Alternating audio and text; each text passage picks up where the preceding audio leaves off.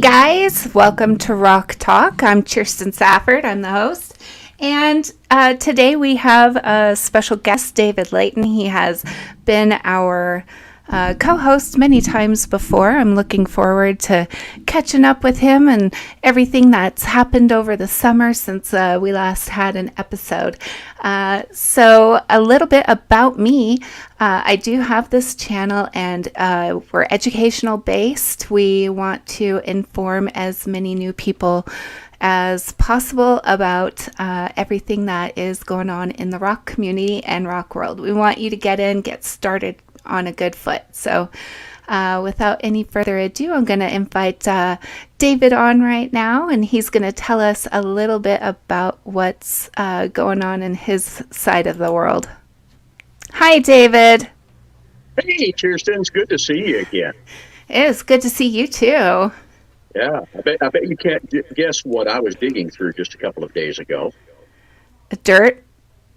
Well, sort of. do you remember last summer when we sat in the top of a giant pile of rock that we picked up and we filled some buckets full of it? Oh, man, so many buckets. That was fun. That was a lot of rock. Way too many, right?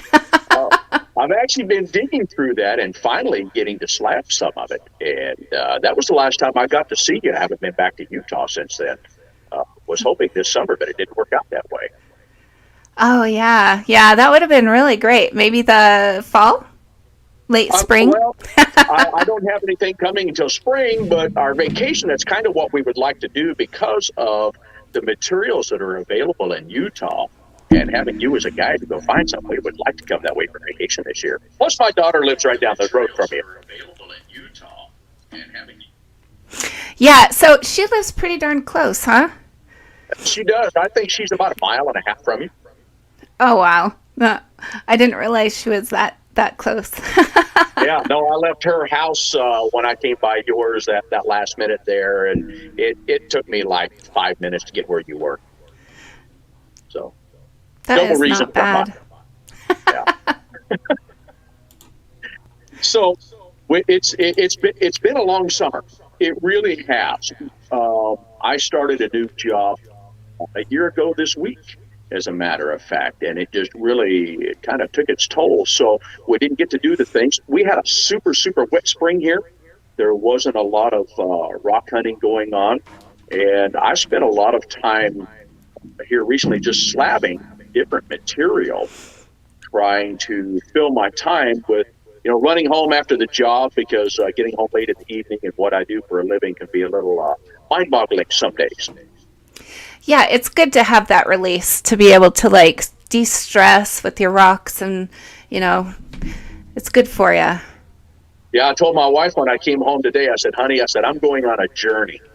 She said, a journey? She said, you going to town? I said, no, I'm going to my shop. She said, your shop is a journey? I said, yeah, I'm going out to my shop and I'm going to turn Journey up and I'm going to blast it out and I'm going to have fun in my shop for a while. And just a way of relaxing to come out. And you know what I do sometimes, Kirsten? I'll come out and I pet my rocks. I do that too. I have all my rocks are in my studio. My personal rocks are in my studio here. And some days when I'm just having a bad day, I just go and look at them. And it makes me feel better. I like to come out. Maybe sometimes I don't feel like cabbing anything for the day, but I'll just go through boxes and just pick up the rocks and I'll wet them so I can see what the matrix really looks like. And I just sit and love on my rocks for a while. A little rock love ain't gonna hurt nobody. Oh, so tell me a little bit about what you have going on as far as the charity, because I don't think anybody that's watching now is up to date on what's going on. Okay, well, I'll give just a little bit of backstory on it. Until the end of 2008, I was a truck driver, didn't have much of an education, and I had to change careers. And so in January 2009, I started going to college with my wife.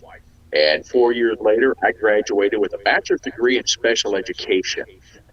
And about that same time, we found out we have a son who had autism. We didn't know that's what the difficulties that we were having were. And so I started my first teaching job not too long after that in 2015. And while I was doing it, I went back to school and I got my master's of special education, became an autism specialist. In the interim of things, one day I was reading in one of the groups, message by a lady. She said, I have a son who has autism. He is in love with tumbling in rocks. His rock tumbler quit, and we can't afford to get him a new one. And so we just wanted to join the group so he could see the rocks that people post and read what they're saying about the rocks that they tumble. And I thought, well, that is really unique, a kid who has autism, because you think of autism as, not liking to have noise around. They have these focus interests, and you would think that a rock tumbler going on all of the time, that would be something that they wouldn't want to hear. And I started finding out different. So we got together and we actually raised funding and bought him a new lower tone dual 3-pound tumbler and sent to that young man.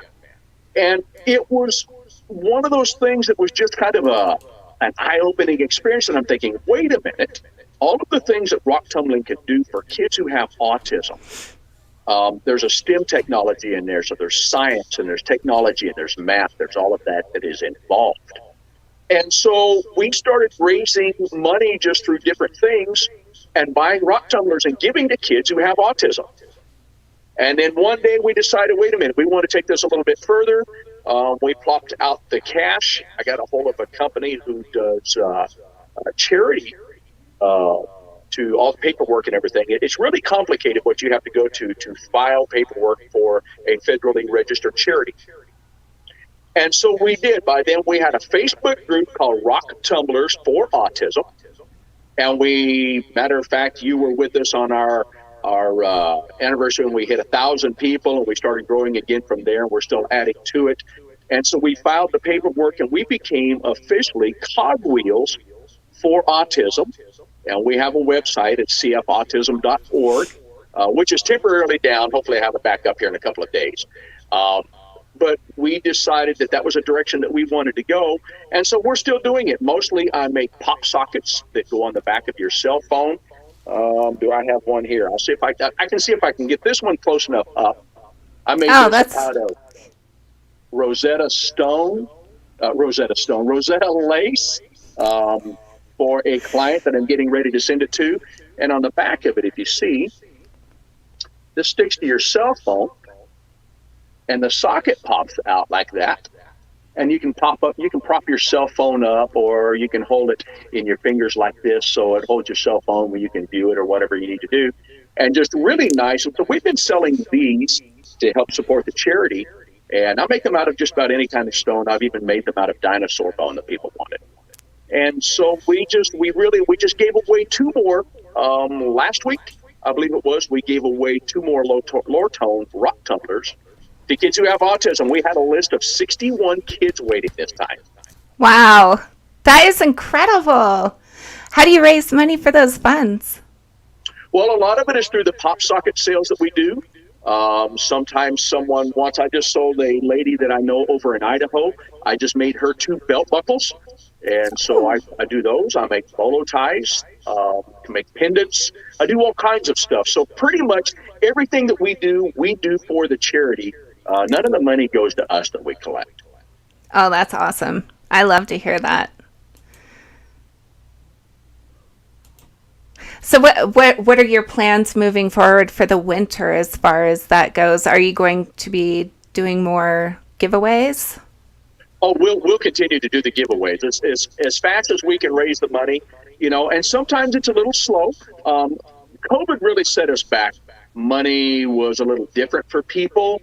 Kind of the dispensation of time that we moved into, people weren't moving as much in the direction as charitably as what they had been. And so it was a little bit slow. So sometimes we managed to give away 2 or 3 tumblers in a month. Sometimes it'll slow down and we don't get anything for 6 months. But we continue to do the fundraising. Sometimes we will do a GoFundMe. We'll do a Facebook fundraiser.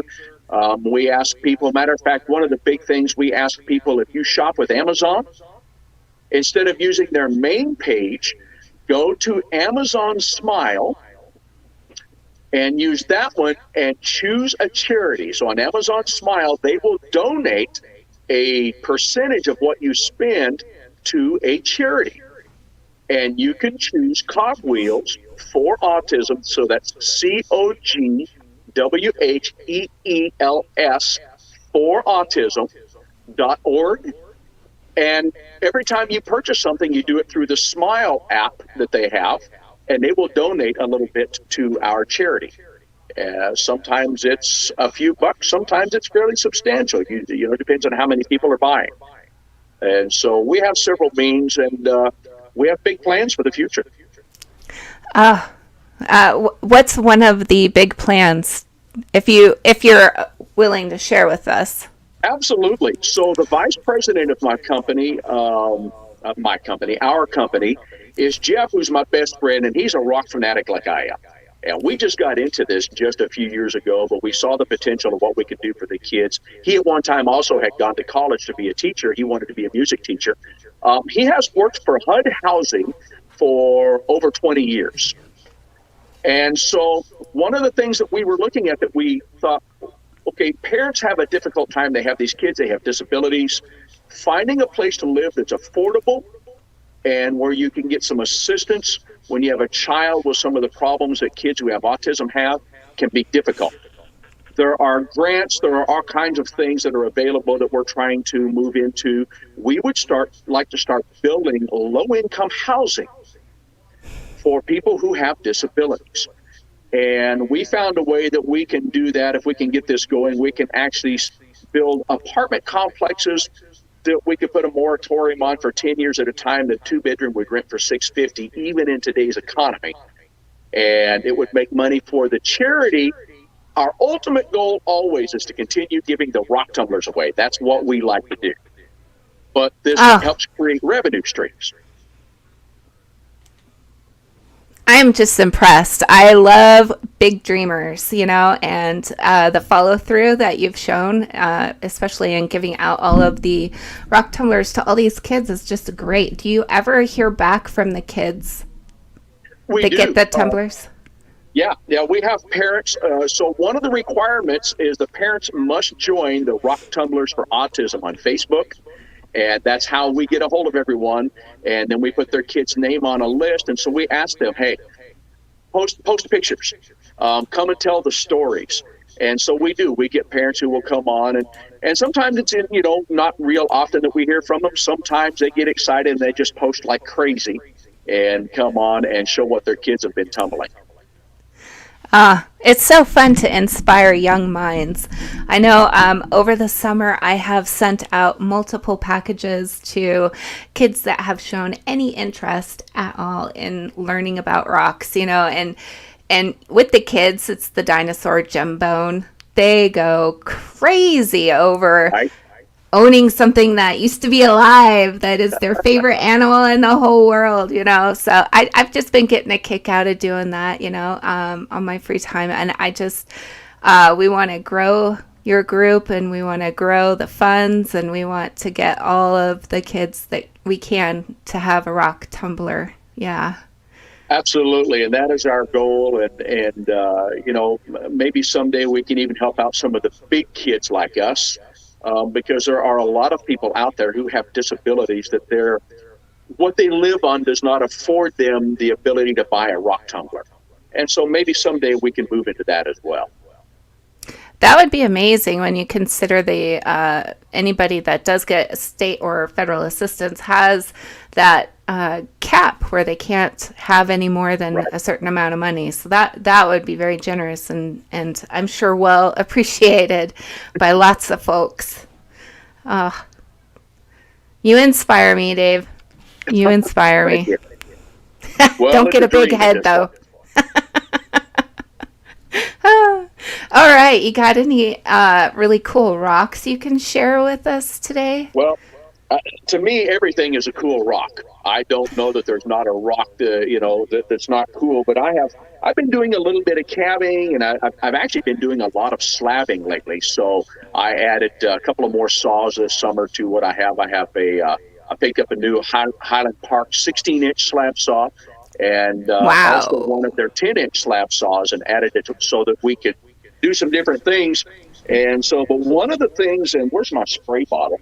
Oh, by the way, no shop is complete without dragon's blood orange cotton candy.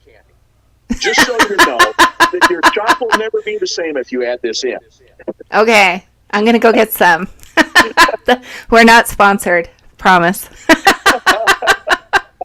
Well, unfortunately, I don't even know if that has a brand on it. My kids bring this home from wherever they work, but let's see how well you can see this. How's that looking there? I can't tell on the camera. I can see it. It's what is it? Tell us about it. This is something that honestly I can brag about, Kirsten, that most people will never be able to say they've ever held. This is a piece of very rare petrified avocado tree. And interesting. I bought this from a guy who sold it to me, and I don't think he realized how rare it is. When I went searching trying to find some more, I found 2 people on all of the internet that actually had some, because it's that hard to get a hold of.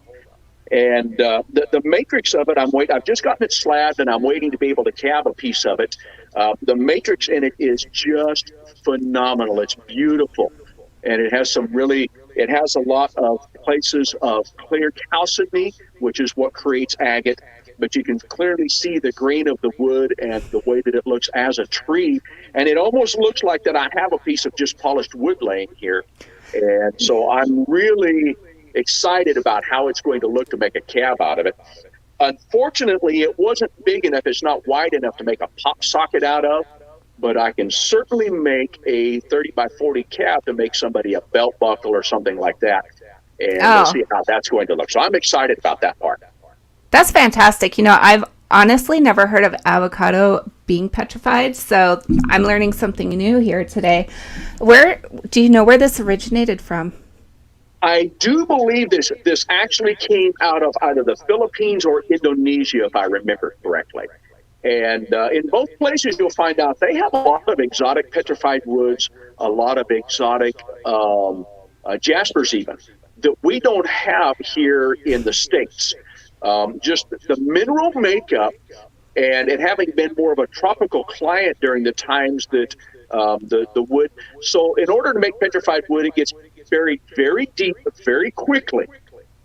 And the heat and the pressure and the moisture that comes through it carries the chalcedony in, and it begins to petrify.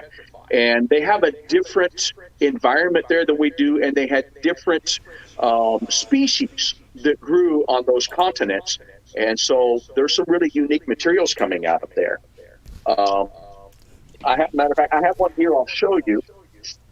And I don't know what kind of wood it is, but this is what they call native copper petrified wood, and this is opalized. And I can't tell on my screen. Is it green? Because finding a green in a petrified wood is very rare.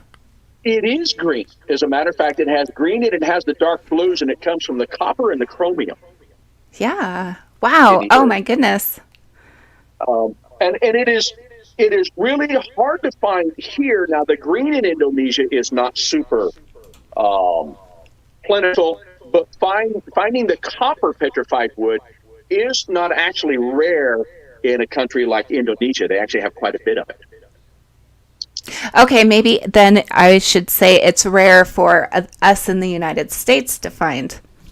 Right, and the green in it is kind of rare almost anywhere because of the mineral that makes that, and then some of the rest of it fades in from the copper, and that has, if you were to see that up close, and I didn't have a way to do it, you can actually see the flakes of copper that are still in the petrified wood as the chalcedony ran in and began to cure and just opalized around some of those areas. Ah, sounds beautiful. I can't wait to see it when you polish it up. It is phenomenal, and had I remembered, somewhere I actually have a small cab that I made out of it, and I have it stashed somewhere. I have so many cabs stashed all over my shop. I have a real problem when something really strikes my fancy. I stash it away and don't let anybody have it. I do the same. I have so many hidey holes around this house where William will never find them. He'll be surprised if I die before he does. He'll be going through stuff. It just be rocks. He better not sell anything for what I told him that cost either, you know. Now, I just wondered, does William do you like Heather does me? I'll say, hey, honey, look at this cow I made. Honey, look at this slab. And she'll look at it and say, yep, it's a rock. Oh, yeah. I think we're married to the same person. She just, I think you gave me, when I was there last year, you gave me a piece of rutilated quartz, rutile and quartz for her. And I gave that to her. And I think that's one of the only 2 or 3 pieces that I've ever come up with that she actually liked and was excited about. One of those was a small pendant that I made her out of the first piece of dinosaur bone that I ever got. Oh, nice. Let's see. For Christmas last year, I made William that big placard that said our last name and had our state on it. And exciting news, I'll be doing custom orders. I found someone that's going to cut all my 100-pound boulders down for me. So super excited about that. But yeah, he's just like, oh, it's a rock. Very cool. Well, Heather wasn't impressed today when I went into the house and I told her, I said, honey, I said, I have the 14-inch, I have the 16-inch, I have the 10, and I have the 6-inch saws, right? I said, but really what I'm missing is the 24 and the 36, and I can get the both of them together for about, $14,000. That's a good deal. Yeah, she wasn't impressed. I have problems getting things just because of cost and yeah, wow. Yeah, I saved. Talk her into it. I have saved several years to get that 16-inch. Oh, I imagine. Yeah. So, how much did it cost, the 16-inch Highland? Without a blade and shipped, and I bought this a year before COVID hit, and it was so far behind manufacturing. And then I had it in my garage a year before I got it set up, so I got it set up this summer. So I got it at the old rate. I think I paid $27.98 shipped for it at that point. And it's around $3,100 now. Okay, so how much is the blade for 16-inch? That blade for that one, actually, Highland Park has their own blade that I like. I like their black label, and I got that blade for $128. Oh, that's not bad until you not junk a bad it. Price of blade at all. Have you been able to use that same blade this whole time since you set up your? I've been using that all summer. I mean, it just I've not had it slow down yet. A lot of people like the MK diamond blades, the MKs, and I've used MKs. I've got one on my 14-inch saw. I really liked it. It was the DP 301. But honestly, this diamond, this Highland Park diamond that they have, it cuts circles around it. I am really happy with it so far. I'm so excited. So do I send my rocks directly to you to get cut? Well, it might be easier if I just load the saw up in the pickup truck and bring it over to your house. Come on by. You know you're always welcome here. It would be great to get to come again this summer. And I'm telling you guys, if you haven't got to go to Utah and go meet Kirsten, you're missing out. I went last year. We've been talking. I admin some of her rock and mineral identification groups. I admin also in the Dremel Lapidary group. And we've been talking for a couple of years. She admins in my charity group. And so last year, I got to go see my daughter and got to go see Kirsten at the same time. She knows where all of the honey holes are. She knows all of the guys that collect the great rock that they've got slabbed. She took me to see Tyree. I just completely blew his name. It's okay. Just Ty. I think he goes by Ty. Yeah. Goes by Ty. He has the greatest dinosaur bone, I think, in Utah. I agree. Yeah. And that's his whole gig. I think he sells rocks to afford to go out and do all these great big digs that he does, right. Right. And that's living the dream, right? That's the dream we all want. We all want to go dig up dinosaurs. It is, and he treated us so well when we were there. So it's a trip that I recommend if you get to make. Go see Kirsten. She knows everybody over there. Vince Allred would be a really great connection to make. I am in Vincent because I actually own this beast sitting behind me is my Easy Cap. So instead of buying some of the big brand of capping machines, I went with the Easy Cab because I needed something that's easy to work on. I can run down to the local parts house if I need to replace something, and it does a great job. And so Vince Allred is, I know, is a friend of yours, and so Very I'll just best plug friend. in right there. And yeah, and so I get to know him on Facebook. I didn't have time to meet him when I was there with you this last trip, but hopefully next summer. Yeah, I'll take you up to his house. We'll have fun. It will Seems like a amaze great you. guy. Yeah, he's a great guy. I want to Definitely pay all the someone deer that I come to his support. door. I think, oh, yeah. Yeah. It was a blast. When we went to Ty's place, we picked up those buckets that I was talking about, and he had those. And I don't know if he still does this, but he had those 5-gallon buckets. We could pick up whatever we want. We sorted through those piles. It was 101 degrees outside, something like that. It was ridiculous. We were out there on top of that pile for several hours. $25 a bucket for as much as we could put in those buckets. And I've got, where's some of that? I have some, and it's a strange cut. This actually has some purple chalcedony in it. And I'll see if I can get the camera close enough that you can see some of the on there. But it is really just so. Boy, try to see around the camera and see how it's looking there. Oh yeah, that's vivid. That is red moss agate, and it fades into orange, and then it has purple chalcedony through the center of it. And I was absolutely shocked. And that's some of the stuff that you and I dug out that I had in that bucket that I just slabbed up on the new 10-inch saw that I got. Yeah, that's a local find. That's a Utah rock. I can't think of the name of what it is. I can't think of the name of it off the top of my head, but I was talking to someone about it the other day, and I want to say it has bear in the name, but that's all I can remember. So if I remember, I'll send you a message that has has the answer. To make my first cab out of it, and it would be nice to know, what the name of the stuff is. Yeah, for sure. We are looking forward to having some really great guest hosts this winter. The season for this show, we plan on running it up until late spring. Once summer starts, we want to take that time off for our families, for traveling around, for rock hounding. We didn't get to do any rock hounding. I think I went on 2 trips this summer because it was over 100 degrees in Utah where I live. The entire summer. Yeah. No rain, just heat. We cooked. And so I'm looking forward to it now that it's cooling off. It's going to be in the 70s next week, which is perfect summer weather for me. We're going to head out, and I'm going to take a few groups out. I don't like to advertise that I do that, but I do. I help people find the places, and I show them exactly what they're looking at, what they're looking for. That way they can come back there anytime after that. And these are all public places, so it's not like I do take people to mines. I can do that, but generally I just contact the mine owner and set them up so they go directly and deal with that. So there's no middleman, if you know what I'm saying. But we're going to go out to the Great Salt Lake. That's one of my favorite digs to do with kids. We're going to go probably not get muddy this time of year because it's all drying out. I don't know if you've seen that on the news, but it's big.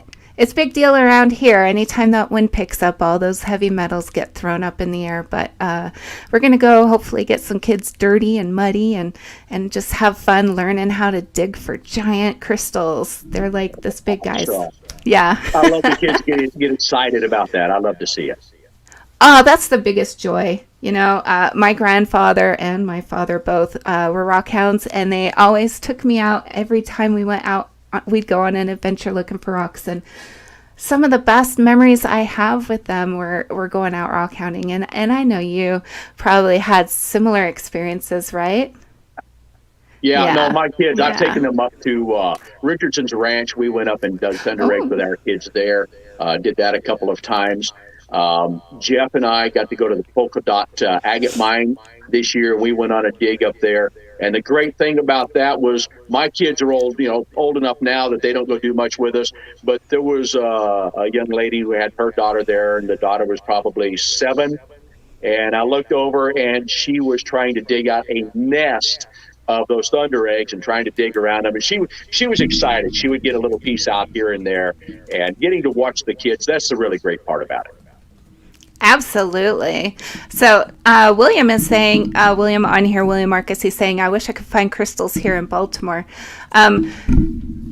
We have, gosh, I don't know how many members in all of our Facebook groups combined, but we help people connect to people in different places. So there's some really great books out there you can find for finding rocks and finding crystals. And, you know, it never hurts to look for joining a rock club and learning from our elders, the ones that have gone before us, the ones who know where all these spots are. You know, a lot of times I've noticed people are getting really secretive about their hidey holes. And after 2020, we noticed a lot of decimation in a lot of places that we used to go. So we're a little bit more careful about who we take out, where we take them out. But going with rock groups is highly recommended. Absolutely. Well, and one of the things that I recommend to people who are looking for those places to go, find your local rock club. So here we have the Willamette Agate Mineral Society here where I live in Oregon. And almost every Saturday during the summer and the spring, the late spring when it's dry enough, they post digs that they're going to go on, and everyone who is a member is welcome to go. And they do the same thing. They'll show you all of the great holes and the places. A lot of times it's places where only they have permission to go dig and no one else can go. I think 2 weekends ago they went to dig white fur thunder eggs. I've never heard of that. Oh, they are. Are they furry? When you cut them open, yeah. We have, and Oregon is really, that is the one thing we have a lot of, especially in Central Oregon up in the high desert, is thunder eggs. And so you'll hear Richardson Ranch thunder eggs, the Lucky Strike Mine thunder eggs. Again, the Polka Dot Agate Mine has it's one of the big things is thunder eggs. And Oregon has literally a plethora of places to go dig thunder eggs here. And so if you find a place, if you don't know where to go in your area, go on Facebook, do a search, and find your rock and mineral clubs where they're at, and go join those so that you have access to the digs and you learn how to find those places. So in Utah, we have geodes. Sometimes they can be thunder eggs. So basically, William was asking, what's a thunder egg? A thunder egg is a rock that's formed, and the chalcedony, which is the clear quartz mineral, is all the way through. So a geode, you would cut it open and it would be hollow, and you would have just different crystals, whatever in it. But thunder eggs are solid, geodes are hollow. That's a good way to remember. And a geode forms in a little bit different pocket than what a thunder egg does. And a thunder egg almost exclusively forms in little lava bombs. They're hollow inside. And all of them will have a crack somewhere, so that chalcedony, as it collects mineral, it runs through there for millions of years. And it's almost almost a sedimentary type of a process. It is. It's really interesting, especially when you get that fresh cut and you look and you can see where it went in, and the different mineralization happens with the different colors. You know, those are different minerals. So it's very fascinating. Do you have an example of a thunder egg in front of you? Let me see. I've got thunder eggs laying everywhere around the shop here. So let me. This one right here is one that I've been working with, and I need to finish polishing. But this is actually one of the Richardson Ranch thunder eggs. If I can get that out there close enough, y'all can see it. Okay, yeah. Yeah, and so this one here is what they call, a lot of people, call water level or waterline agate. Instead of having the concentric bands that indicate what most agates are, these are water level. And some of them, you'll open them up and they will actually have opal in them. And I made a beautiful cab for my best friend's wife here a few years ago, out of the opal that actually got caught between the layers of chalcedony, which does not happen very often. And it was this beautiful pinkish orange layer inside that thunder egg. And so they are solid, or once in a while you'll find what they call a vug. VUG. Inside of them, there's still a thunder egg, but they will have that. Sometimes they'll have quartz druzy or maybe some calcite that has formed inside of those as well.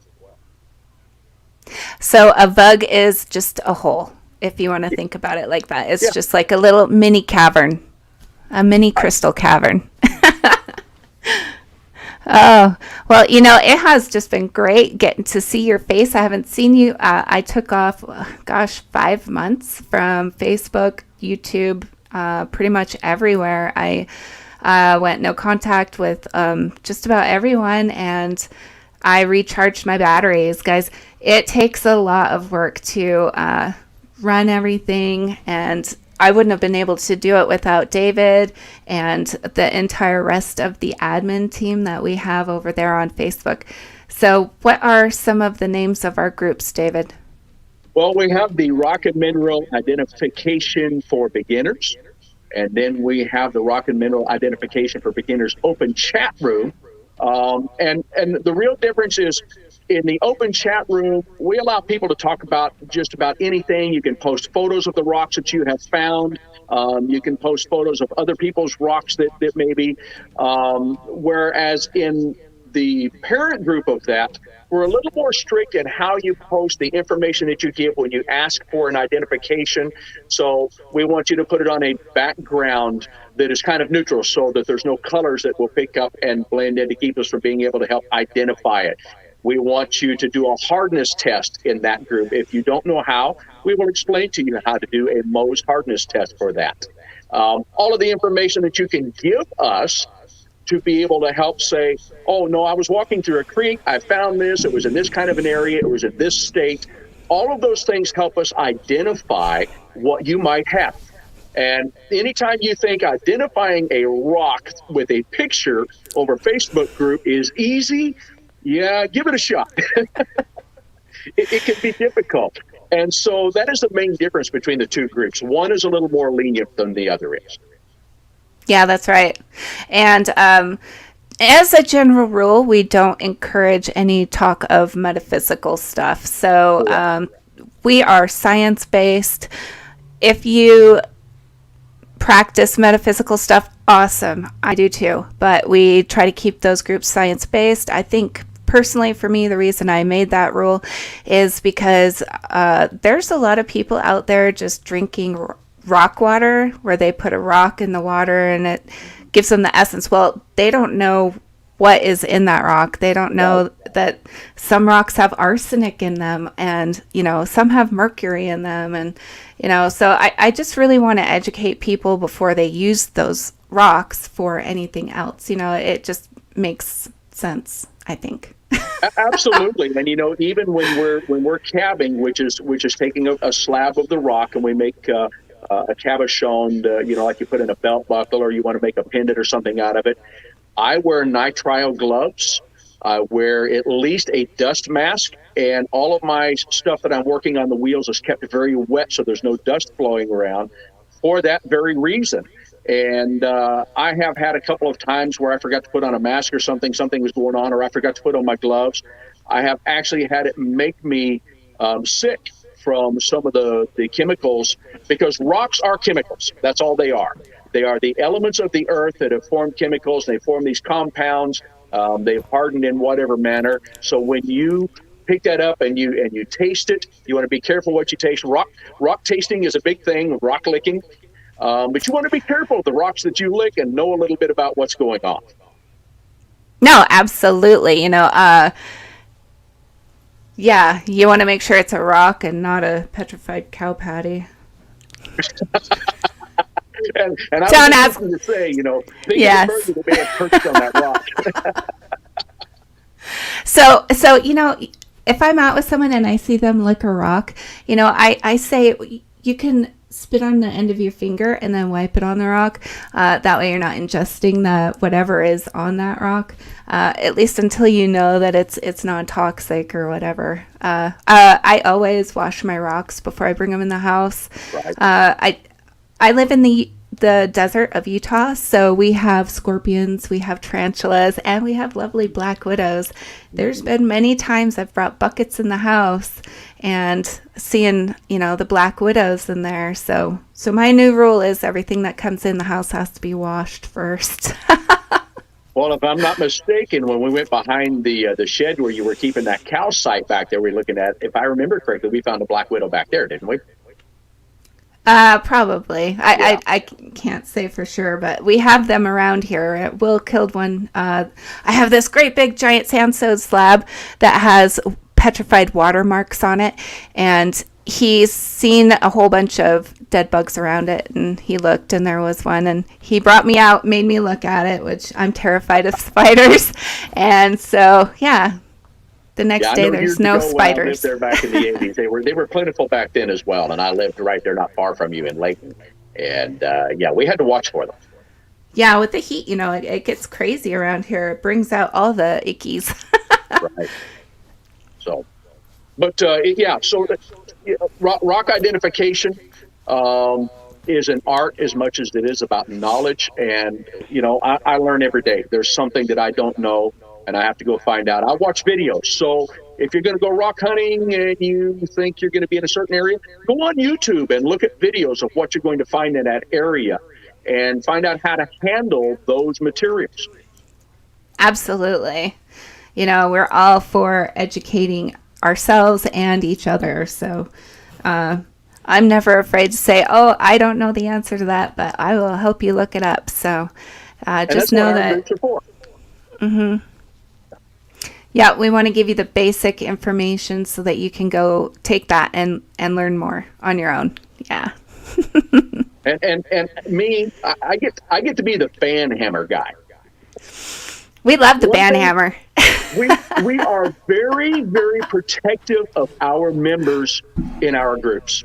And one thing I don't like is people who come on and they're trying to catch everybody unaware, and they want to try and post sales, or they've snuck through and they are foreign sellers that are trying to sell their materials, that you have to be very careful of some areas that those come from. And so I'm the guy who actually enjoys finding those guys and saying, no, you're out of here, you're blocked. I'll block every name that I can find that's associated with you. And because we want our members protected, we are not about sales. We are about community. We are about education and identification of the rocks that people find. One thing I'd love to add to that is we are kid friendly. We encourage kids to get on. We may be inappropriate to the line, but we never cross the line. And we don't allow bad language on our groups. We just try to keep it as absolute kid friendly, people friendly as possible. And if you start badgering each other, if people start getting rude, we ask them to go to their separate corners and stand with their nose facing the wall for 10 minutes and then come out and shake hands.